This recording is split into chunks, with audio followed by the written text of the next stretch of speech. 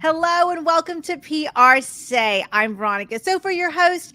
This is the official podcast of the Houston Chapter for Public Relations Society of America, and we are an award-winning podcast. So thank you to all of our members who have participated and been on the show. It was a great first season, and we are thrilled to be coming back at you with more members to meet and connect with. So I've got another great one for you from the K-12 space that I'm going to introduce in just a second. But before I bring her on, I'm going to remind you to hit subscribe on your favorite podcast platform if you're listening. And if you are watching on Facebook or YouTube, drop us some comments and my guest and I will be sure to connect with you.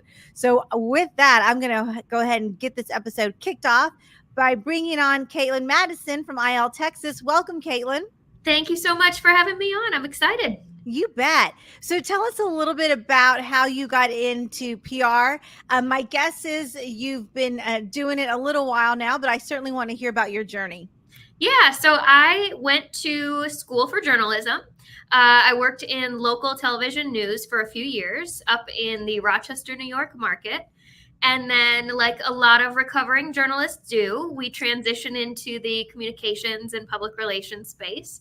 Yeah. So prior to my move to Texas, I moved into nonprofits where I worked in communications and public relations. And then about almost 4 years ago now, I, on a whim, applied to International Leadership of Texas and was lucky enough to get the role and was able to come down and join this incredible school system. That's awesome.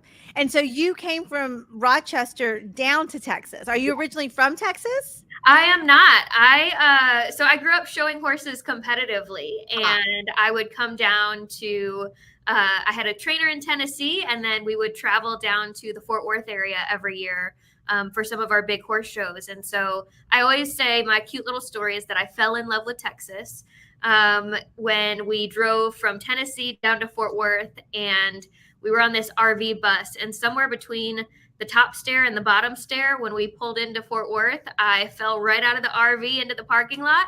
And I kind of looked around and I said, I love it here. Yeah. This is where I'm going to move one day. That's awesome. Within a few years, that's where I ended up moving. And since then, my sister lives down here now. My mom lives down here now. So we are officially Texans. Oh, I love it. Well, good. You got here as fast as you could, and that's all that matters. Yep, that's right.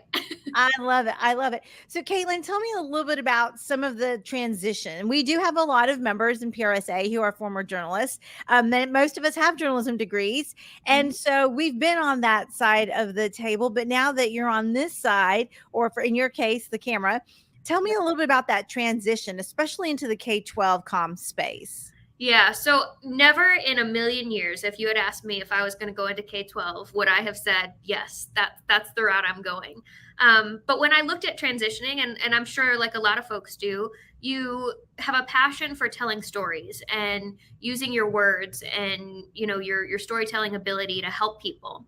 And so I was able to do that in my previous job in a nonprofit where we served individuals with intellectual and developmental disabilities. And so it was a great kind of first step into how do we change the storytelling from the news side to the nonprofit or, you know, education side. And when I fell into education, there's so much more to it and so many more layers to it than I had initially, you know, ever really realized. So when you are in K-12, it's easy to say, okay, you're talking about, you know, fun student stories or fun teacher stories. And that's the kind of stuff you're pitching out. A lot of times in the morning news segments, you'll see some of the good news spotlights of what's going on in school systems across the state. And that's awesome. But there's a lot of other really kind of in-depth and just really meaty stories in K-12 education.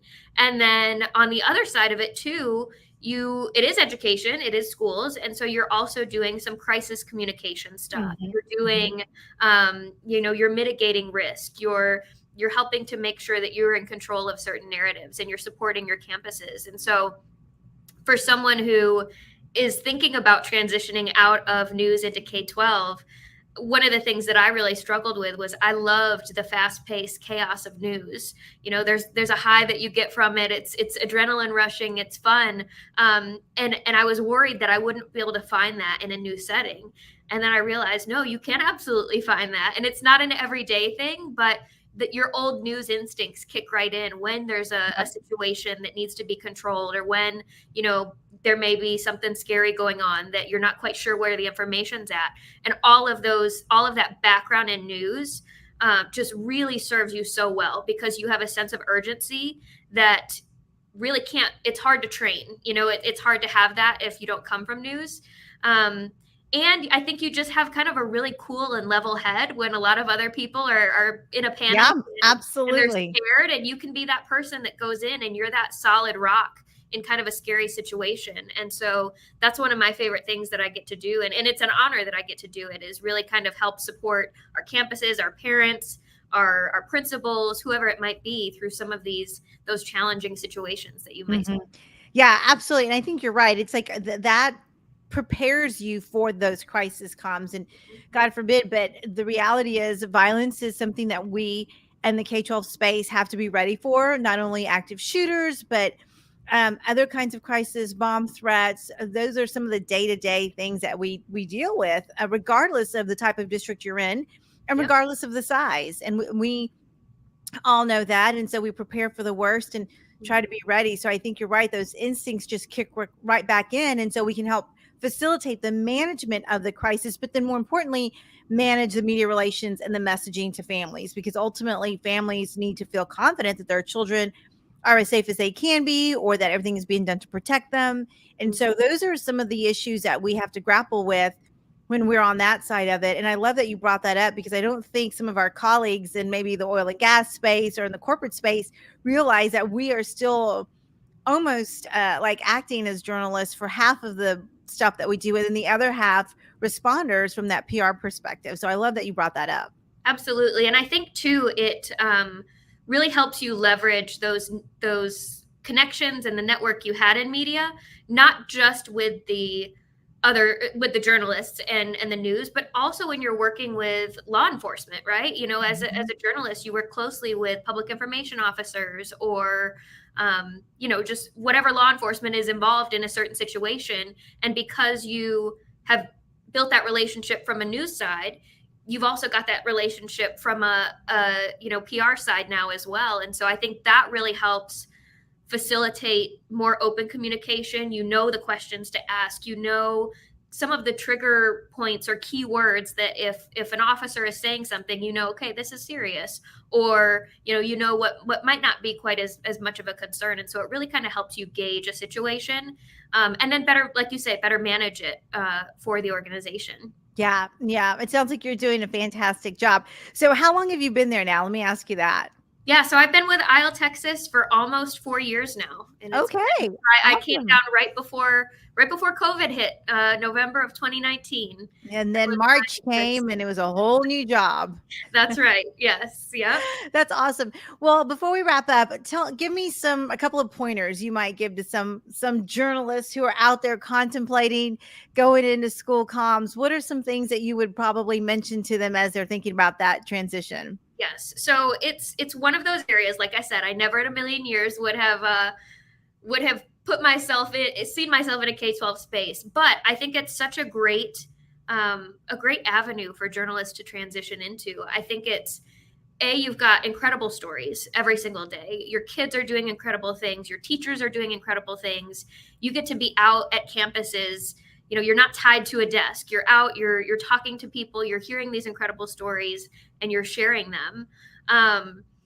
No 2 days are the same. You do get those incredible, school holidays. You get those summer breaks, which coming out of news, it's such a great relief to have some of when you worked every night, every weekend, every holiday. That is one of the perks of it. But then I think it's also a great way to start to transition and develop the relationship between schools and news. Yeah. When I worked in news, there were a lot of school districts that were afraid to talk to news. And there would be this collective groan in the newsroom of, oh no, we've got to do a story with a school, because they were so hard to break into and build relationships with. And it's understandable, because a school has a responsibility to protect its kids and its staff members. But one of the really refreshing things about IL Texas is that our superintendent is very transparent with the media. He's very media friendly. And so from day one, I've been able to come in and really, engage with media and make sure that they know whether we're doing a fun fluff story or a more challenging story, or you're looking for a campus to shoot a story on, reach out to us, because we want to build that relationship. We want to help you just as much as, you need to get your story done. And we want to build that relationship so that if you need an expert, we can be there for you. And so I think it just really, really kind of starts to open up that bridge when you put journalists who have struggled with schools in the past, you put them in a school and suddenly they understand the other side of it a little bit more, but then they can help foster those relationships as well. Yeah. Oh, that's great. That's great advice, and the point well made for sure. So Caitlin, how can folks connect with you? What's the best way to reach you and stay networked? Yes, find me on LinkedIn, just Caitlin Madison over on LinkedIn. I love, we've got 22 campuses throughout the state of Texas. 6 of those are in Houston, and we've got 2 more coming in Houston next year. So I am up and down the road on 45 all the time. I stop at every Buc-ee's between Dallas and Houston. And myself and my team, anytime we're down there, we really want to make sure that we're connecting with the PRSA Association down there, the chapter down there, connecting with reporters down there. So anytime, reach out. And if we are in the area, we would love to meet up with everyone. Awesome. Well, we look forward to having you at one of our events in the future, and I can't wait to meet in person. Absolutely. Thank you. You bet. Thanks for being on. All right, guys, that wraps up this episode of PRSay. Remember, you are listening to this podcast or watching this podcast so that you can connect with other members and really grow your network in the space. So, public relations, friends, make sure you tap all the links that we have got for you in the show notes so that you can stay connected. So I will wrap up this episode by thanking Caitlin for joining us. If you're listening on the podcast, make sure you hit subscribe. If you connected with us on Facebook or YouTube, drop us some comments and we will be sure to connect. And with that, I'll end